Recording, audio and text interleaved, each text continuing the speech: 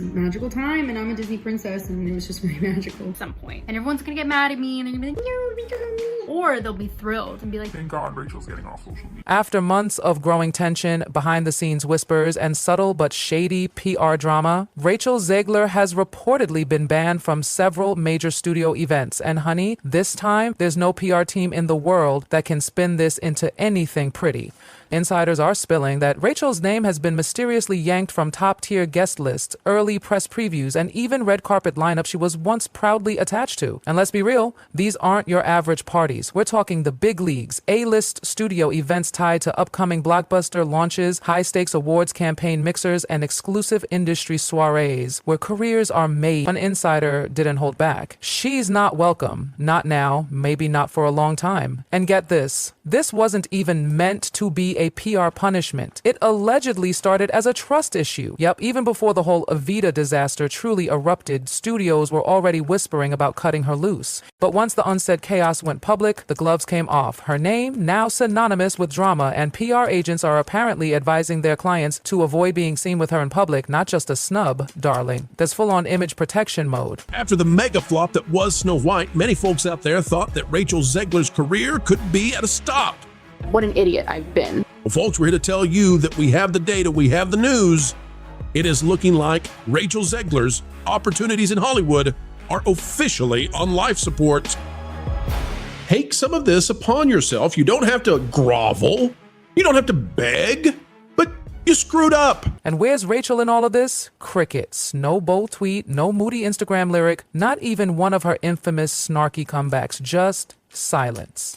And if you've ever followed her online, you know that silence from Rachel Zegler is screaming. It's giving confusion, panic, and a total lack of strategy. One minute she was being crowned the future of Broadway with Evita, the next she's being iced out by the very industry that once lifted her up. But this isn't just about one on-set meltdown. Oh no, this is the final straw in a saga that's been brewing for months. From the awkward interviews to her clapback culture to industry folks who've quietly kept their distance, now studios are officially taking action. So the million-dollar question, what the hell happened behind the scenes of Evita that made Hollywood scream enough? Her chance to shut the critics up, rewrite the narrative, and prove she could lead a legacy musical without the drama. But instead, Rachel's run as Evita became the match that blew up the powder keg. What began as murmurs of tension turned into an absolute PR inferno. Sources close to the set say things were rocky from the very beginning. Even before rehearsals kicked off, there were missed commitments, creative tension, and bad vibes. Officially, everything looked neat. But insiders, they're singing a very different tune. They're talking diva behavior, fights with directors, habitual lateness, and even rumors of mid-production script rewrites. By week 3, one production assistant said it was walking on eggshells. Another said it stopped feeling like a show and turned into a crisis management job. And while her fans keep defending her with hashtags and edits, oh my god, as a huge Disney fan, it was so exciting to finally get to go to D23. Yeah. I live on the East Coast, so I was never able to go, and also tickets sell out like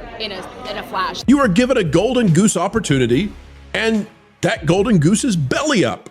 So what do you do? One source didn't sugarcoat it. Every day felt like it could be the last straw, they confessed. And on a project as iconic and pressure-loaded as Evita, no studio wants their lead actress teetering on the edge. And then the exodus began. First whispers that a key actor had walked off set, then a choreographer who'd been with the project since day one suddenly posted a shady Instagram story, followed by a rapid-fire unfollow spree that included Rachel herself. No official confirmations, of course, but in Hollywood, you don't need confirmation, you just need a vibe. And the vibe around Rachel was turning toxic fast. And all of this happened before the public had a clue, before the trades picked it up, before execs started discreetly backing out.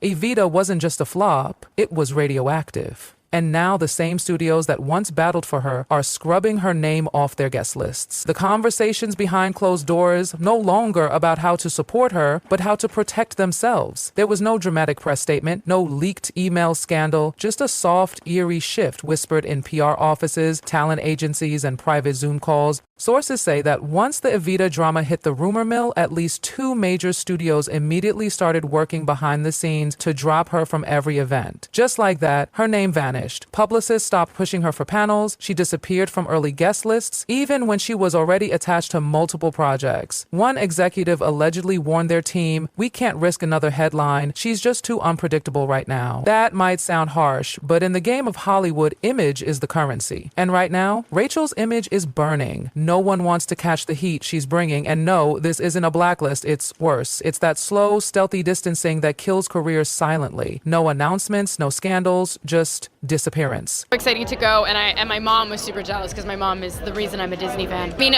the first cartoon came out 85 years ago, and so to be able to 85 years later be the first Disney live action version of that is so incredible. Let her rep say it's scheduling conflicts all they want. People know what's really going on. So what events did she actually vanish from? Let's start with that massive summer blockbuster press junket. Rachel was supposed to be a lead interviewee, but 2 days before, poof, her name was gone from the call sheet. Then came a major streaming summit where she was slotted for a panel showcase. Again, gone. No tweet, no excuse, just silence. And the silence is deafening. Studio social media accounts that used to adore tagging her, dead silent. Castmates who used to post selfies with Rachel, ghosted. This isn't a glitch, this is a straight up freeze out. And if Rachel's team isn't already in crisis mode, they are playing with fire, because in Hollywood, the red carpet doesn't lie. It tells you who's hot, who's cold, and who the studios are betting their millions on. And right now, that carpet is actively avoiding Rachel Zegler. And just when you thought it couldn't get any messier, one insider tied to a major luxury fashion brand revealed Rachel had fittings booked for a huge event last month. Everything was lined up, dresses, styling, the works. And then, canceled. No reason, no explanation, just poof. And this wasn't just about clothes. Rachel was rumored to attend a high-profile gala for a big bunch ensemble film she's a part of. All her co-stars showed up, the director gave interviews, the cast was laughing it up, clinking glasses, but Rachel, missing. Not a whisper, not even wish she was here. And for a girl who loves the spotlight, that absence was loud. Then came the Cannes drama. A highly anticipated studio panel showcasing international talent was buzzing on social media. Rachel's name was all over fan predictions. A stylist even teased a major dress moment for one of her clients, and everyone just knew it was Rachel. But when the final lineup dropped, her name was gone, replaced by a lesser-known actress just days before. And let's be real, that kind of last-minute swap doesn't happen unless something's burning behind the scenes.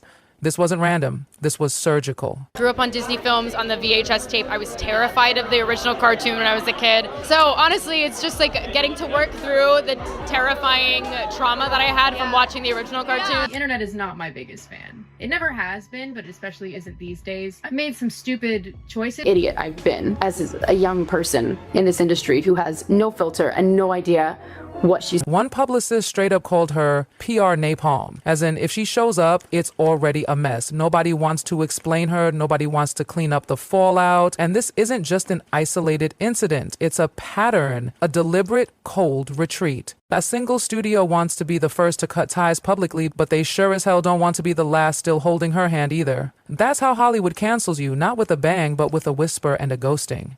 And it's not just the studios going quiet, it's the people.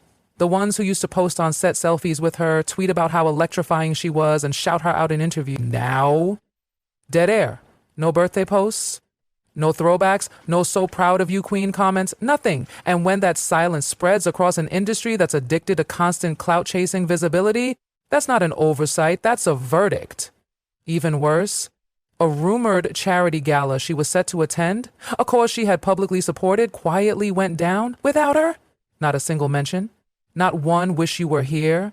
That's brutal. This isn't just about Evita. This is about a career unraveling because the industry is no longer buying what she's selling. Not the interviews, not the sarcasm, not the misunderstood genius vibe. They're done. In this new post-Me Too hyper-managed PR landscape, perception is everything. And Rachel's perception, it's rotting. When even your friends go silent, when your colleagues act nervous around your name, and when the boardroom whispers start labeling you a liability, that's not just bad optics. That's a reputation collapse. And let's talk about what really went down on Evita, because baby, it was not just some creative differences.